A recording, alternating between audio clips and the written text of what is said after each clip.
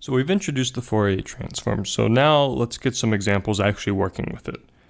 So the first example that I want to do is taking the Fourier transform of a Gaussian distribution or Gaussian function. So e to the minus ax squared with a positive.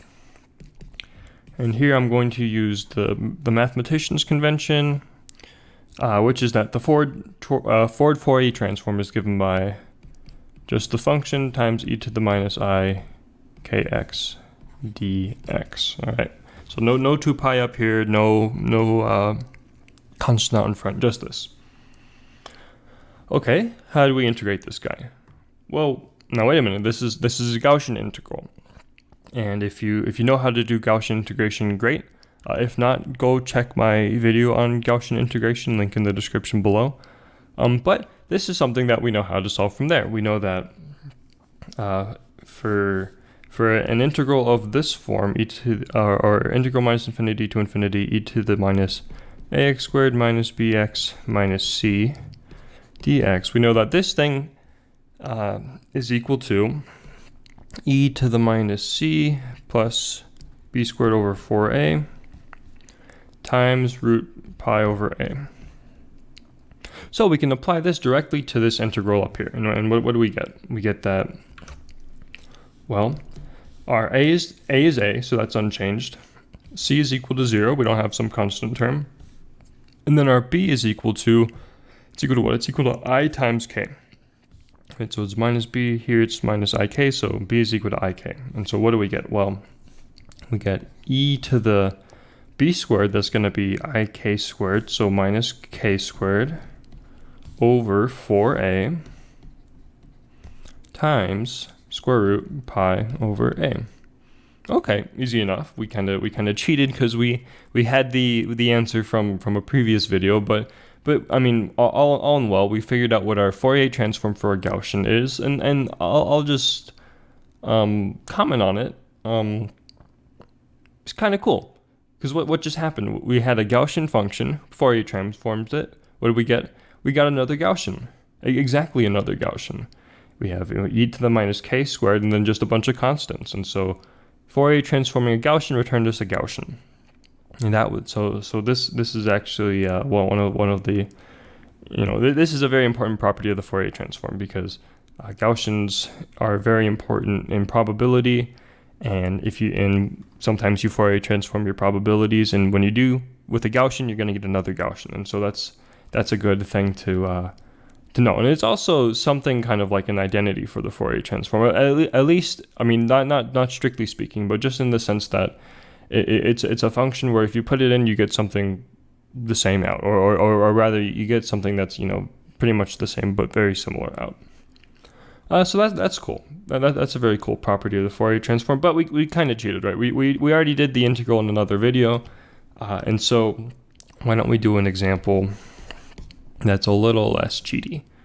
And so the example I'll do is this example, e to the minus a absolute value x. And so graphically, what does this look like? Graphically, this is sort of some function that starts doing exponential growth on both sides, but comes up to a cusp at x equals 0. So we want to take the Fourier transform of this function right here. Well, let's write out the integral. We're going to have minus infinity to infinity, e to the minus a x, absolute value of x, e to the minus I kx dx.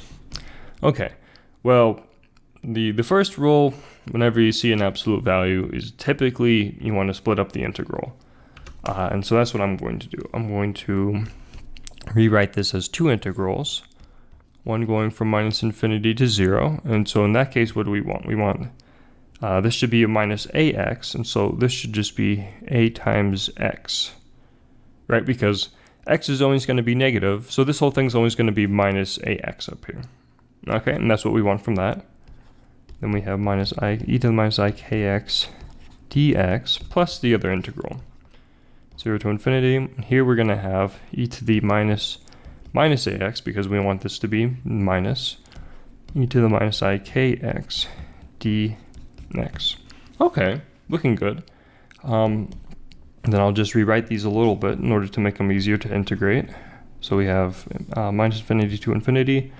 Then I'll write this e to the x times a minus ik dx, that's just pulling out an x, and integral 0 to infinity e to the x, and then we have what? Minus a minus ik dx. Okay, great. Well, now these are exponential functions. Those are easy to integrate. So what do we get? Well, in this first case, we're going to have e to the x a minus ik all over a minus ik, evaluated from minus infinity to infinity, or rather minus infinity to 0, plus same type of deal, minus a minus ik all over minus a minus ik. And same type of deal. All right, so what's this going to evaluate to? Well, let's look at 0 first. Well, we evaluate this guy at 0, we're going to get just 1 over a minus ik, so that's going to contribute. What about minus infinity? Well, minus infinity, what are we going to have? We're going to have e to the minus infinity a times e to the minus infinity minus ik. Well, that e to the minus a infinity, or I guess just this normal exponential function part is going to be decaying at infinity. And so that means that the contribution from infinity here is going to be 0. And so the only contribution we're getting from this guy out in front is going to be 1 over a minus ik. And it'll be similar for this term on the right. So at infinity, the exponential completely dies out. And then at 0, we're going to get a contribution. And it's going to be minus because it's bottom. And we have a minus over here. So we're going to get 1 over 1, or 1 plus 1 over a plus ik.